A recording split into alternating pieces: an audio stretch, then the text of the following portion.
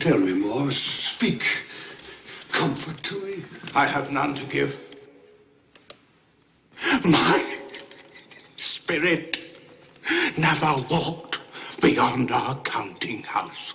In life, my spirit never roved beyond the narrow limits of our money-changing hole.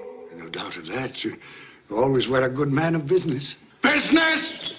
Mankind was my business. The common welfare was my business. Charity, mercy, forbearance, and benevolence were all my business. The dealings of my trade were but a drop of water in the comprehensive ocean of my business. I'm sorry for you, Jacob. Is there anything I can do for you? For me? Nay, it is too late. But I have come for your sake, Ebenezer. Have you? Well, you always were a good friend. As part of my penance, I have been sent to warn you.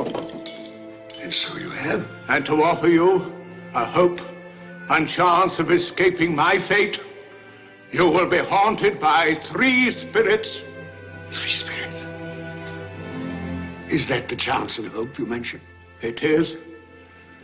Well, in that case, I think I'd rather not. Expect the first tonight, when the bell tolls 1. Couldn't they all come at the same time, Jacob, and have it over? Expect the second on the stroke of 2.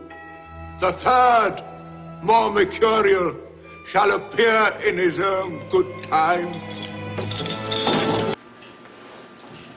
A Christmas Carol. It has to be considered one of the most classic movies of all time. Charles Dickens, somewhere in the early 1800s, writes this book in England. This book, the movies, A Christmas Carol, probably has had more influence on how and what we do at Christmas than any other book, any other movie in the last 150 years. Charles Dickens writes a story, and he challenges us with a thought. How do I celebrate? How do I handle Christmas? In this movie, Ebenezer Scrooge will say, I will honor Christmas in my heart, and I will try to keep it all the year.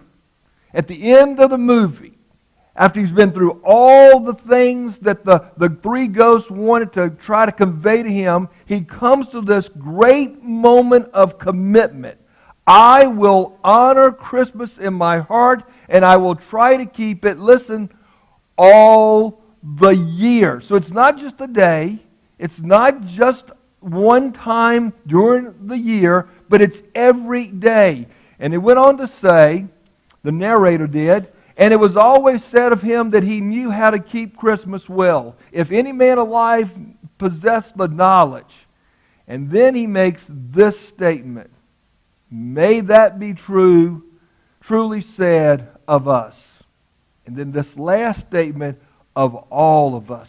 May it be said of all of us that we keep Christmas well. The question this morning is, how do you keep Christmas? How do you keep it every day? What is the spirit of Christmas?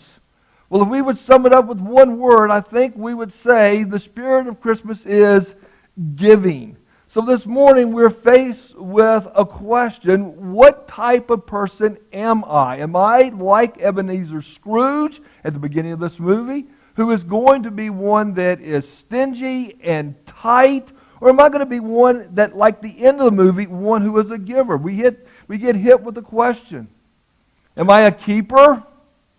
Am I a giver? Am I stingy, or am I one that shares? Am I greedy, or am I one that is generous? This movie is going to force us to think about our attitude toward money. We look at another scene. Mr. Scrooge, I presume. Indeed you do, sir. You don't know us. Nor do I wish to.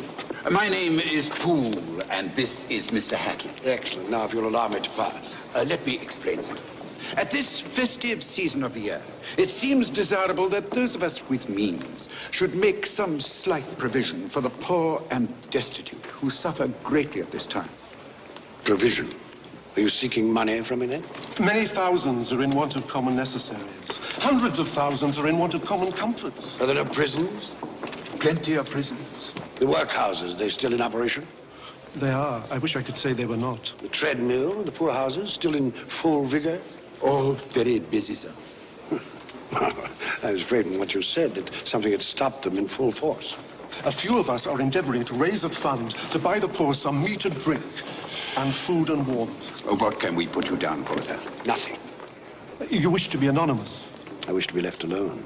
Since you asked me what I wish, gentlemen, that is my answer. I don't make merry myself at Christmas, and I can't afford to make idle people merry. My taxes help to support the public institutions which I have mentioned, and they cost enough. Those who are badly off must go there. Many can't go there, and many would rather die. If they would rather die, perhaps they had better do so, and decrease the surplus population. Surely you don't mean that, sir. With all my heart. Now, if you will go about your business, gentlemen, and allow me to go about mine. Good day. Wow. Kind of gets right to the heart of the matter, doesn't it? I'm going to go about my business. And my business is business. Later on, he's going to be challenged that his business should be mankind. But he's about business. I think Ebenezer Scrooge needs a sermon. I think he needs to hear a message from the Word of God. If I was his pastor, I would want him to take a look at 1 Timothy chapter 6. Verse 17, if you can make your way there. Paul has been writing to Timothy, his young pastor in the ministry. Timothy had traveled with Paul, but now Paul has assigned Timothy to be the pastor of a very strategic church. The church is the church of Ephesus. Right now, Timothy is not traveling.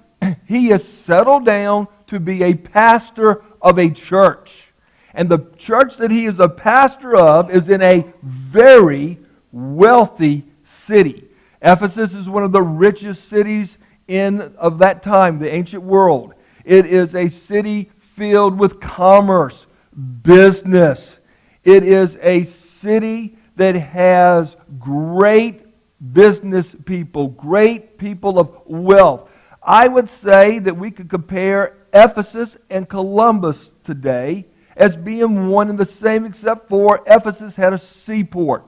So as Paul writes to Timothy, who Paul had spent 3 years in Ephesus, he knows some of the concerns there. And one of the concerns is that people living in Ephesus had a tremendous desire to be rich.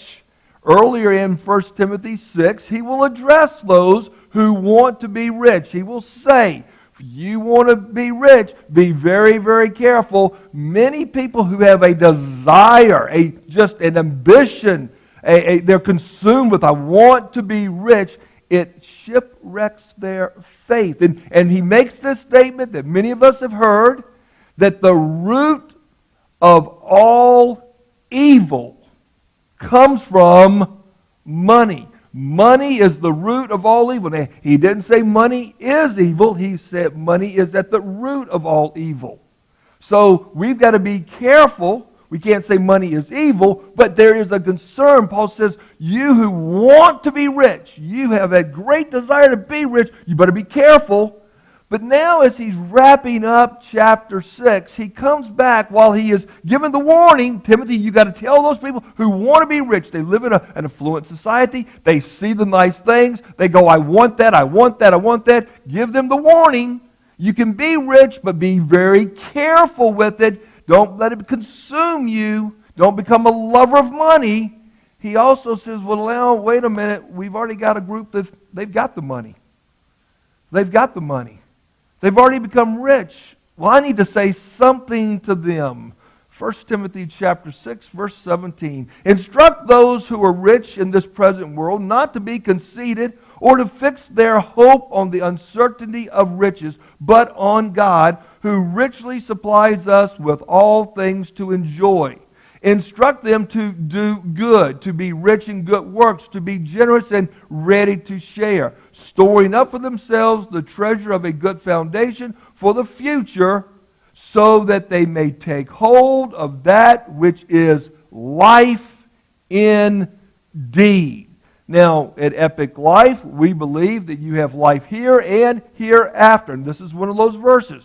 How do we have true life? How do we have the life that really is meaning? This concluding verse, he's saying, if you'll lay up treasure in heaven, you'll be laying a foundation. One that you'll be able to look back on and say, I lived life to its fullest. I lived life with meaning.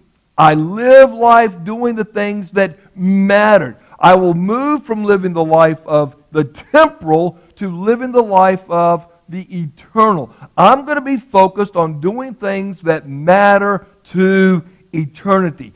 That's what Paul is after. When we come back to our theme today, the Christmas Carol. Throughout the Christmas Carol, the personality of Ebenezer Scrooge will shift from a man who cares only about himself, only about his wealth, to a man that cares about others. And that's what I'm after today, that we who are affluent will have this mindset of not being consumed with ourselves, not consumed with our wealth, but be consumed with the things that matter for eternity. Therefore, I've titled the message today, Living to Give. Living to Give. Let's break this passage down. We look at 1 Timothy chapter 6, verse 17. Timothy was instructed to instruct. If you have a King James Version, you may see the word command. It's a very strong word. You are to say these things to them. So we're going to begin with the instructions. What are the instructions that Timothy was given to give to those who are rich? He says, notice who's to be instructed. Those who are rich in this present age. Those who are rich. Now, maybe when you've read this passage, you saw that word, those who are rich, and you immediately said, well, he must not be talking to me. You know, we ask the question, who are the rich? Who are the rich? And if I would ask you today, who do you think the rich are? We all know. I mean, it's an easy answer for who the rich are. I know exactly who the rich are. It doesn't take me but a second to tell you who the rich are. The rich is anyone who has more money than me. Isn't that the truth? I grew up in what I would say, from the government standpoint, poor. But everybody where I lived thought we were the richest people in the world because my dad owned a large farm. Well, the truth of the matter is my dad did not own a large farm. He was paying for a large farm. So most of my life, we felt like we were land rich, cash poor, and it doesn't matter how much land you have if you don't have any cash.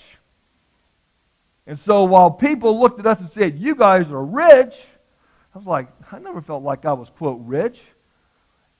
But I could look down the road and I see somebody driving a nice car and I go, rich. I see someone wearing nice clothes and I go, rich. If they got a nice house, rich. So we have the answer on who the rich is. As you look around this room, as you look around your neighborhood, you know you're not rich. We would never describe ourselves as rich. But they're rich, they're rich, they're rich because they have more. That's not what the rich are. The rich are those who have more than they need. Now that just changed the whole game, didn't it? The rich Who are the rich? Anyone who is called rich from the very beginning. Genesis talks about the rich. Abraham was rich. Job was rich. The word has always conveyed anyone who had more than they needed. So today, do you have more food than you need? Do you have more clothes than you need? Do you have more shelter than you need? Okay. So that we're all on the same page here. Us. Who are the rich in this present age? Us. You and me, we're the rich. So nobody checks out on me this morning going, this message isn't for me. I didn't make the category the rich. Folks, 80% of the world doesn't live like we live. All you got to do is travel just a little bit out of this country, and all of a sudden you begin to realize, you go to India where people aren't even living on $1 a day. And you think about trying to live on $1 a day. I've watched people cook their food using cow manure as the fuel. I watched that in India. Now, I don't want anyone in here to feel guilty for what we have. We're an affluent society. That's part of what we have to deal with. Some of it has come because of hard work. Industry got us money. Others of us, we have money because of inheritance. Money was placed in our hands. Some of us have taken money and made money with our money. And there's interest that comes from the money. We have it. We're an affluent society. The question is not whether you should have it or not. The question is, how do you handle what you do have? And ladies and gentlemen, I think more is expected of those who have it than those who do not. We have been given much, so much is required of us. We are not owners of money, we are stewards of money. And this morning's message speaks to us about what do we do with the money that we have. So, let's go to the what. It's not just the who. He instructs what, and he starts off by giving two things we're not to do with money. Two things not to do. Number one, don't be arrogant. It is a positive here of check your attitude. If you have money, check your attitude. He says, instruct those who are rich in this present world not to be, he uses the word conceited or the word arrogant. When we look at this word, conceited or arrogant, it's got the idea of to think lofty. One that is high-minded. A mindset of being better. I have money. I'm better than you.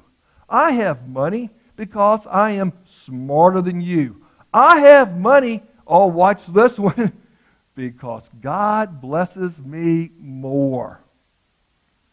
Folks, there are a lot of people got a whole lot of money and they didn't get it from God's blessing.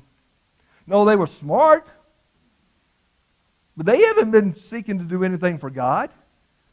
But we would say, oh, if someone's got money, they must be blessed of God. But that's very dangerous. There are people who have money have no spiritual maturity. There are people who are poor have no spiritual maturity. You've got to be very careful here. Okay? The thing that we got to be watching out for is, as we do have money, that we don't become people who look down on others. That we don't flaunt our wealth. Because that's what the person who is arrogant is doing. They're flaunting their wealth. Look at me. Here's the thing that we have to deal with. The more you have, the more you have to battle pride. As wealth comes into your life, Satan will use that as a way to tempt you. So Paul says, don't be arrogant.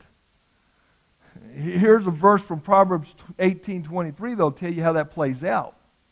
The poor pleads for mercy. The rich answers with an insult. Now, when you watch The Christmas Carol, Bob Cratchit's going to make some requests of Scrooge. How does he respond to him?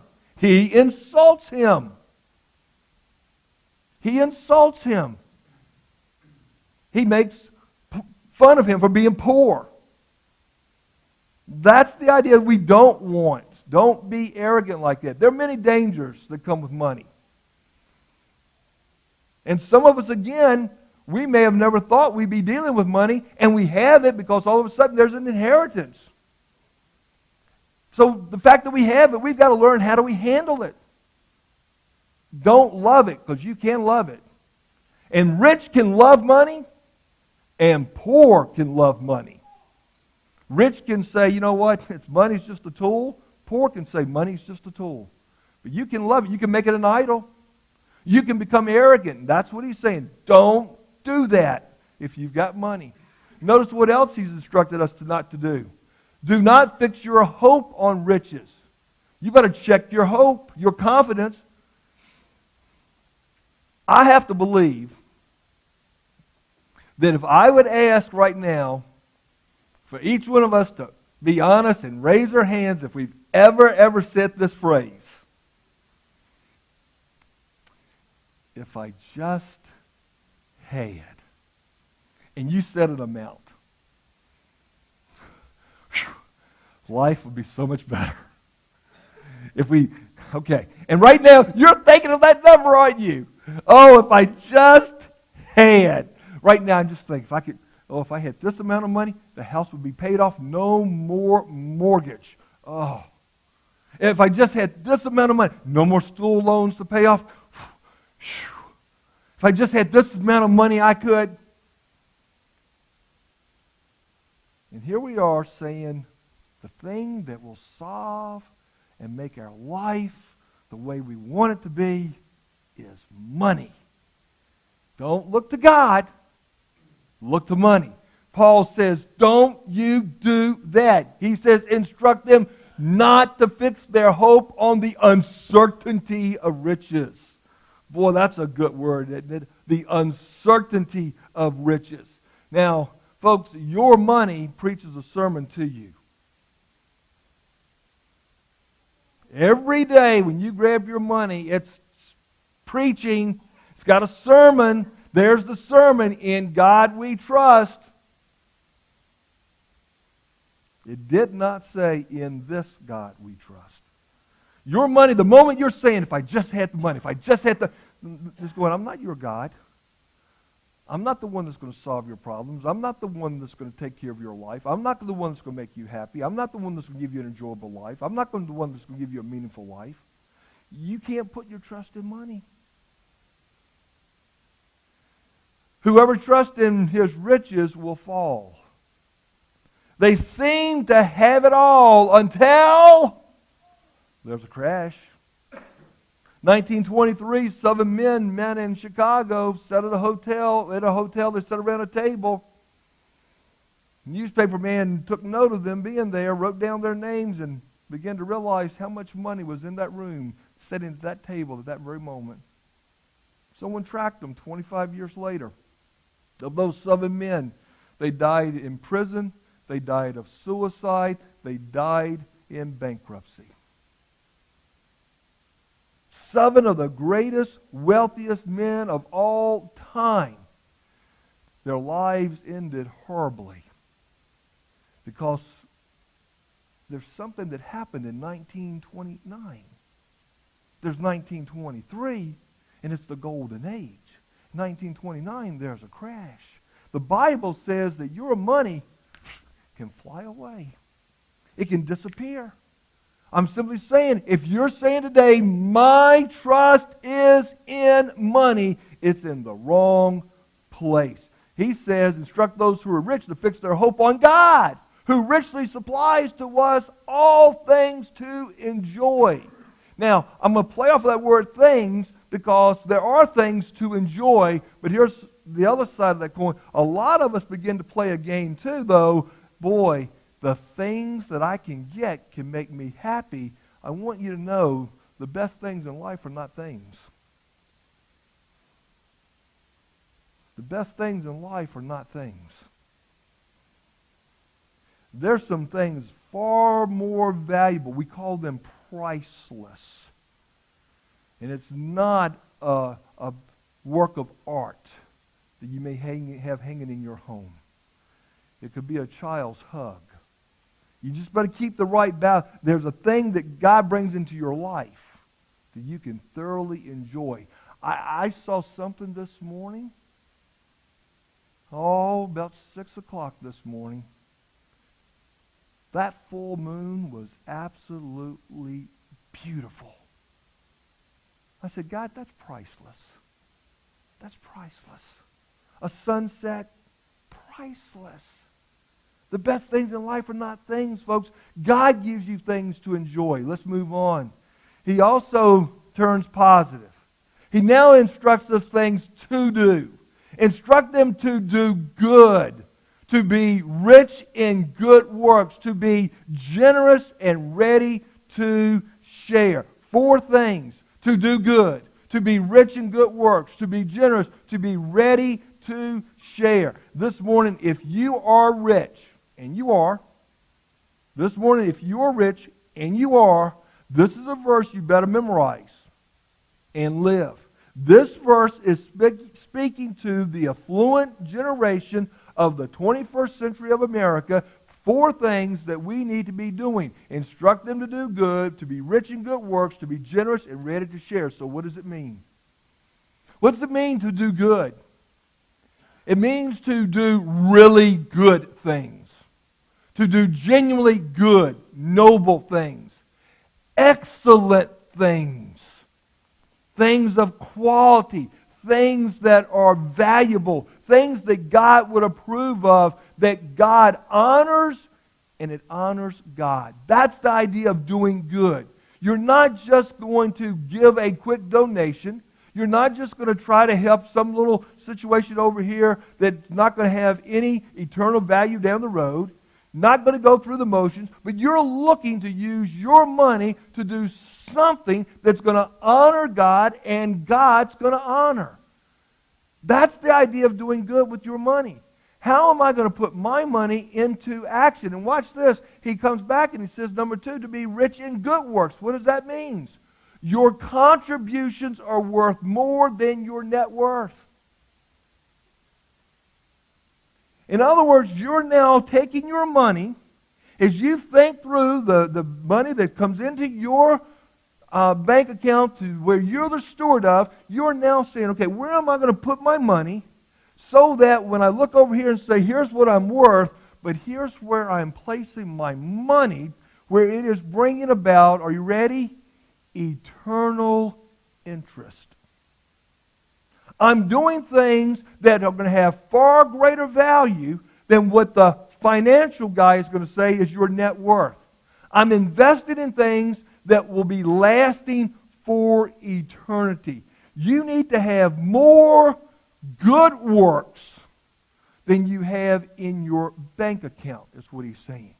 So you're going to be thinking through. The whole thing here is you're thinking through. Where does my money go? What do I do with it?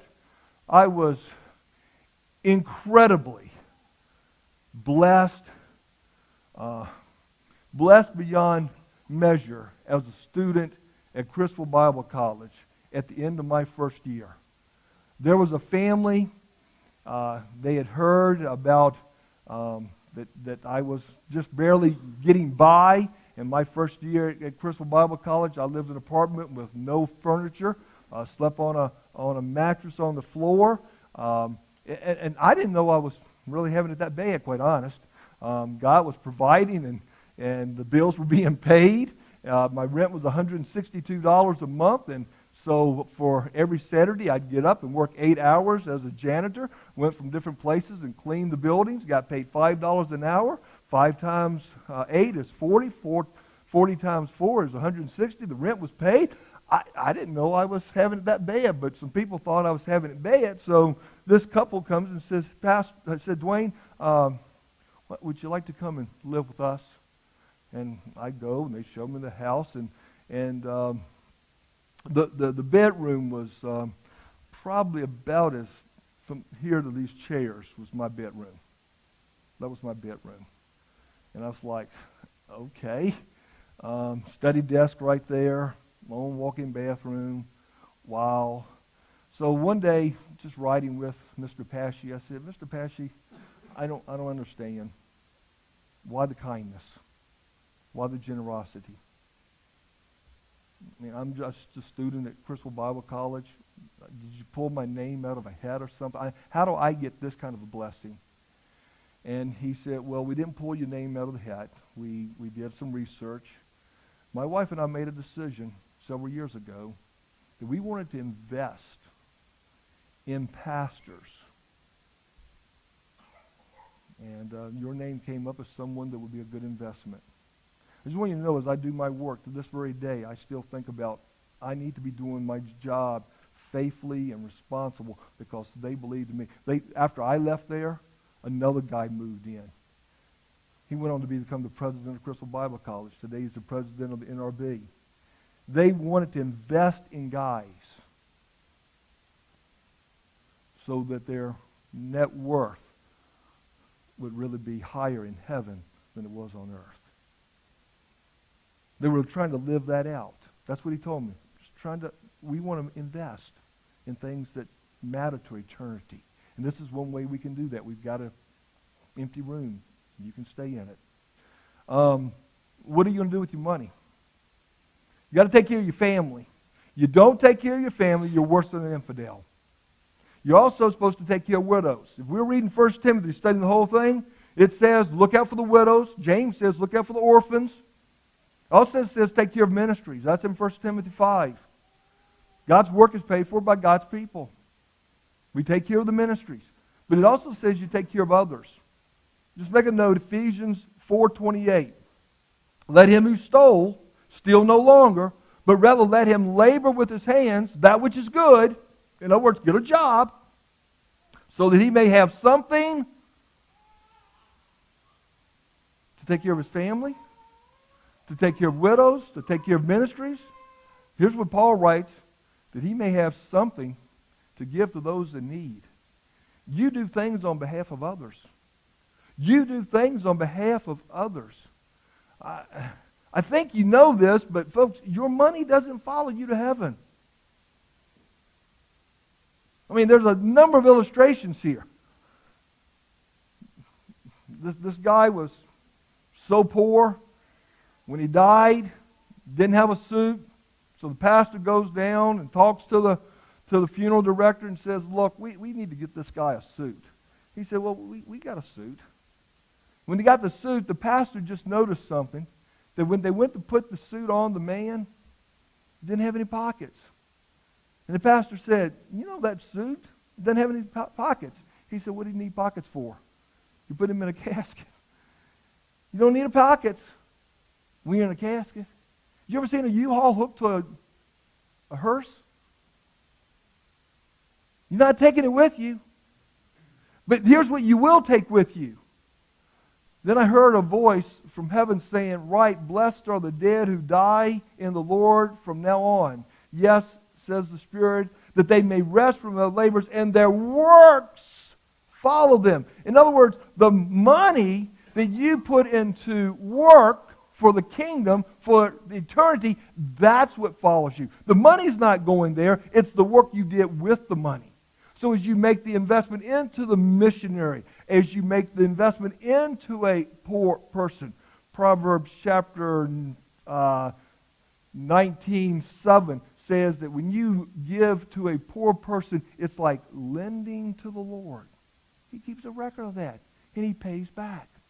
So you do works that will follow you. Benjamin Franklin once said, I'd rather have it said, he lived useful than he died rich. The question this morning is, how are we using our money? You have the wealth. How do you use the money? Because what this passage is conveying, don't waste it. That means you're thinking through, where do I make my donations? Where do I give? Do I just write a check to some charity and feel good about myself? Or am I intentional on doing things that, again, listen to the phrase, will bring about eternal interest? It's the things that heaven is interested in, and it brings about eternal interest. In other words, it's storing up for you rewards in heaven. And what will you do with those rewards in heaven? You're going to give it back to the Lord. Then it says to be generous. What does that mean? Ready to distribute. Ready to be distributed. The Greek word means liberal. Liberal.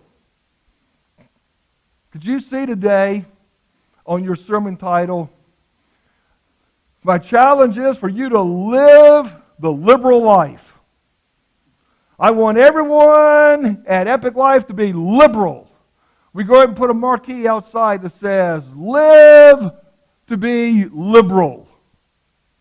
That word has such a negative connotation, but in the Bible it has the idea of being bountiful, liberal. You think of a farmer in those days that goes out to sow seed. How do they sow seed? They don't have the 15 or the 18-row corn planter.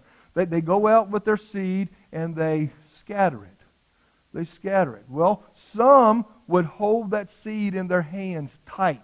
They were tight-fisted, and as they cast, they only let a little out. They only let a little out. Only let a little out. They didn't want to really release it. Didn't want to release it.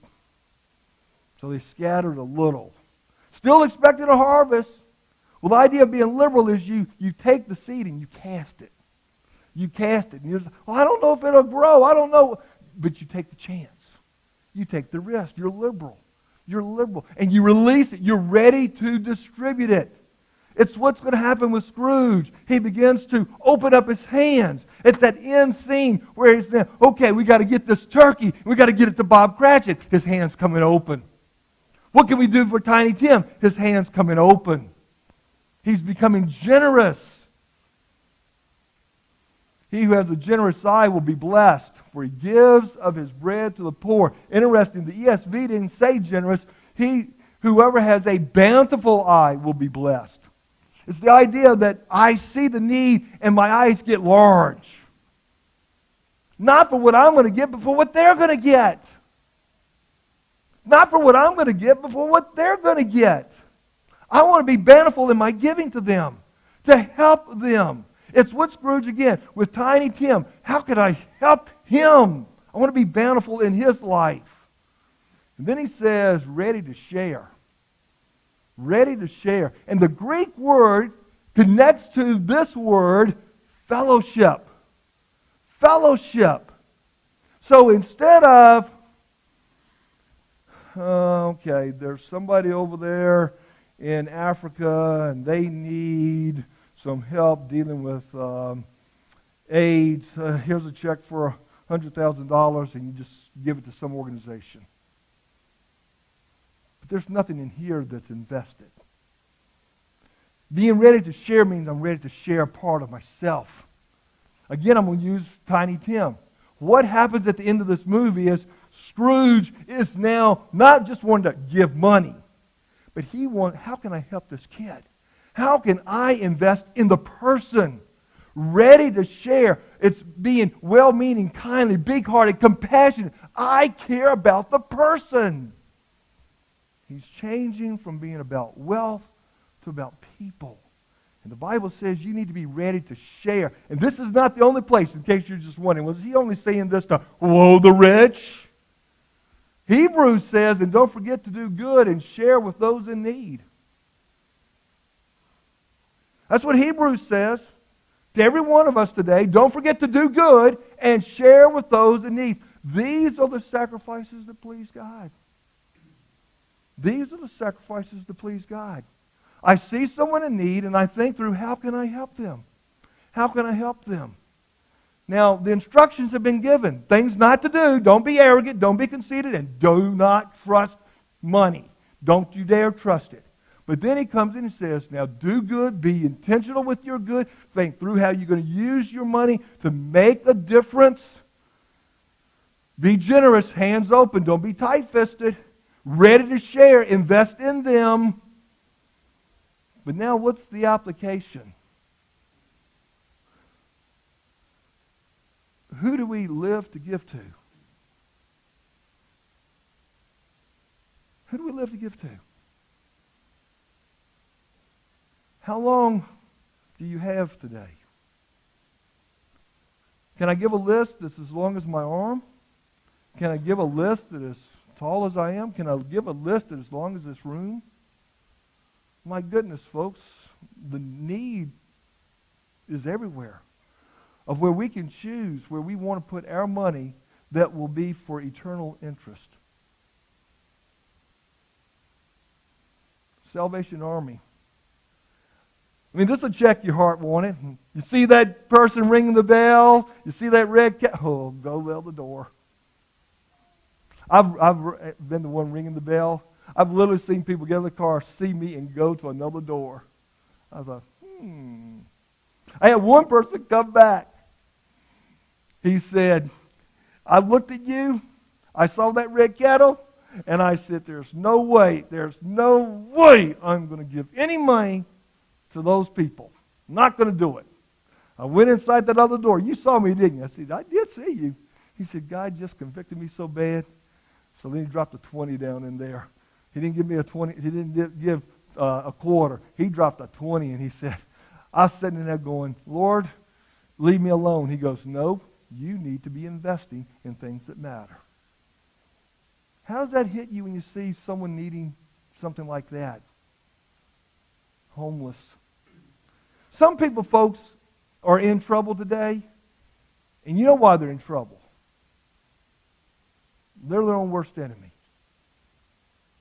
That's the truth. They're their own worst enemy. But other people, I mean, Job, what did Job do to lose it all? I mean, the man was the richest man out there. What happened? Job made some of the stupidest decisions. No, Job didn't make a stupid decision. One day there's a storm. One day there's robbers. The world came crashing down. I've worked in rescue missions where men were there because they wanted to live off of other people. And the Bible tells us if someone's not working, don't feed them.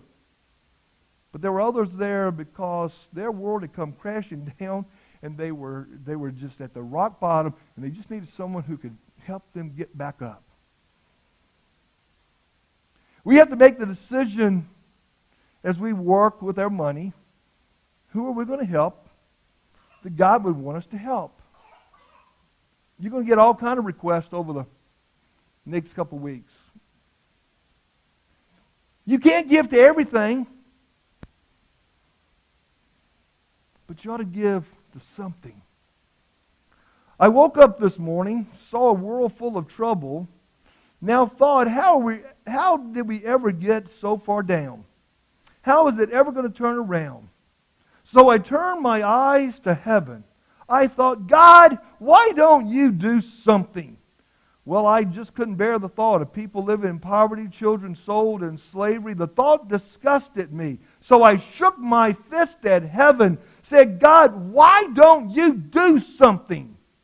He said, I did. I created you. I created you.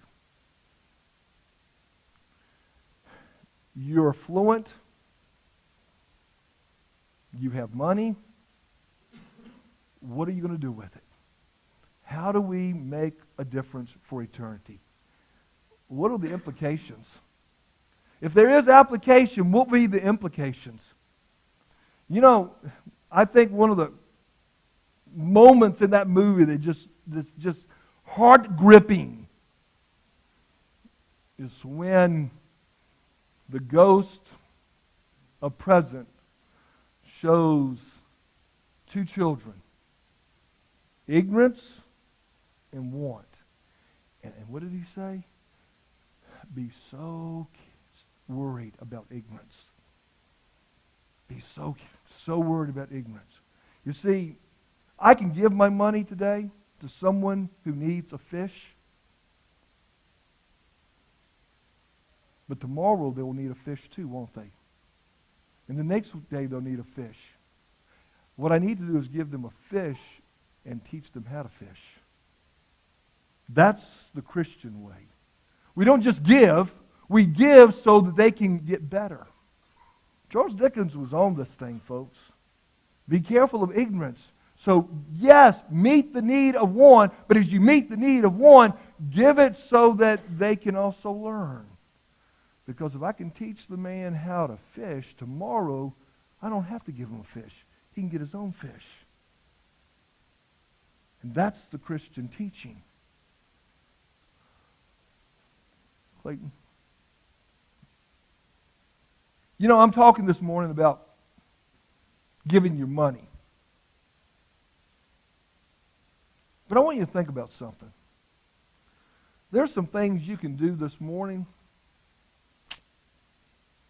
Might not cost anything. When you watch an example.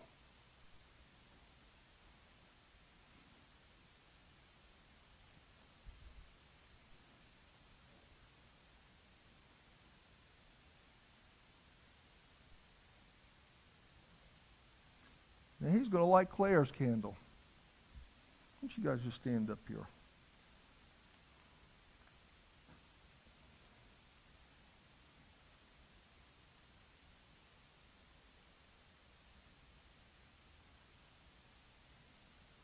I just conveyed an incredible spiritual truth to you. What was the spiritual truth?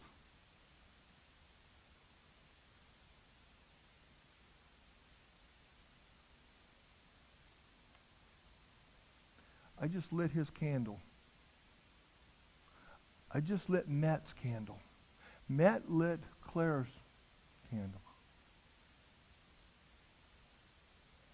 Brian lit Crystal's candle.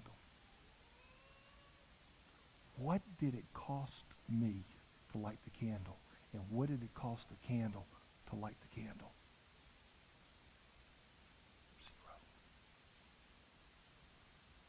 Zero. Thanks, guys. Now here's my point this morning. There's some things that you can do with your money, but there are some things that you can do that don't cost a thing, but may be the most valuable thing you ever do for a person. What are those things? What does it cost you to pray for another person? What does it cost you to say to a person, thank you? What does it cost you to impart a word of encouragement? Hey, I hope you're doing good today. Thinking about you. What does it cost to impart wisdom? Some of the greatest things we may do for another person, while we're being challenged today, what we're doing with our money, maybe the most valuable things will be what we do with our mind and our mouth in speaking into other people's lives, love. Didn't cost the candle a thing to light another light.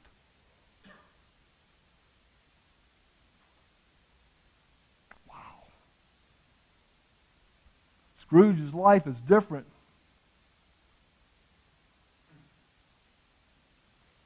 A fashionable little girl clutching a wad of money made her money that her grandparents had given her to go buy something that would make her happy, carefully surveyed the aisles of a toy store. She came across a beautiful doll. She looked to her dad and she said, "Dad, do I have enough money to buy this doll?" He said, "You sure do." So she picked up her beautiful new doll with such care, and she walked down the aisle getting ready to make the purchase. But as she was walking down, she noticed a little boy. He had just come in the store, and he was going through with his dad the same decision-making process. He had a little money in his hand, and he's looking at different things. He sees a game. "Dad, I want that game. Dad, do I have money that I can get that game?"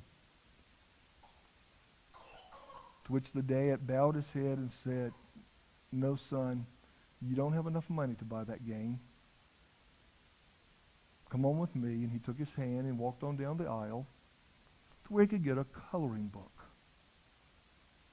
The little girl saw this happening, and she she looked back at that game, and she looked at her doll, and she said, Dad, do I have enough money to, if I put the doll back, will I have enough money to buy that game?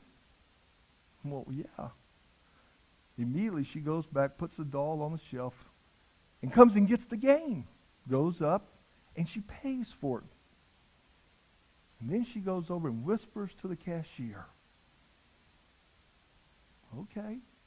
Walks over and she said, Dad, just hang on just a second. The cashier's taken the game and wrapped it up now. The little boy comes up with his coloring book. And as he gets there, the cashier goes, Congratulations, young man. You're the winner of our daily prize. And he gets handed the gift. She said, Please open it right now. We like to celebrate with you. So he rips it open, and immediately he sees it's the very game he wanted. And he yells, Wow, Dad, this was the gift. This is what I wanted. This is what I came for. Wow, this is incredible. The little girl and the dad walk on outside. The dad was so proud of her, and he said, Honey, I must commend you.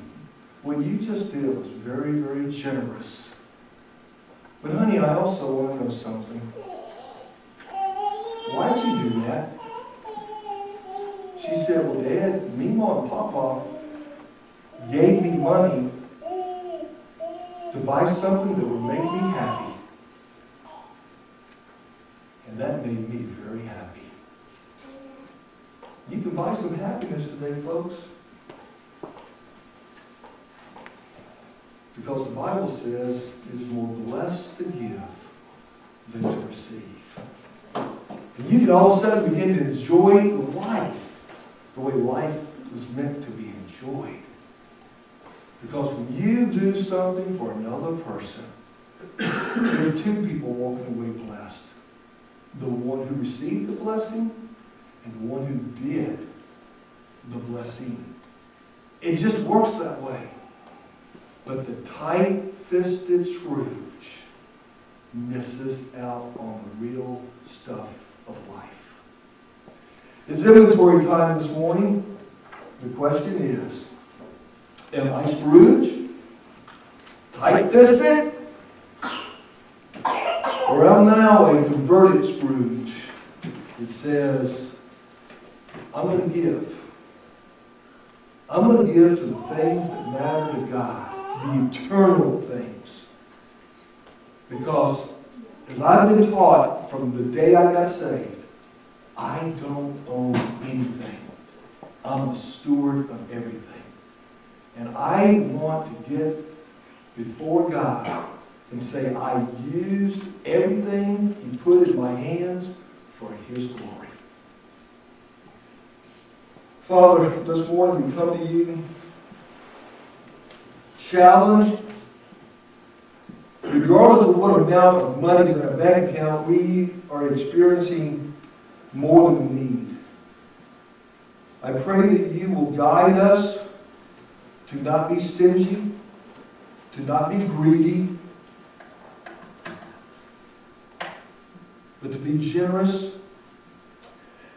to be thoughtful and think through how we can invest in eternal interest that brings about eternal interest. I pray, Father, that we will know the Christmas spirit of giving. That we will do those things that really bring happiness to your heart. I just want you to ponder on the message.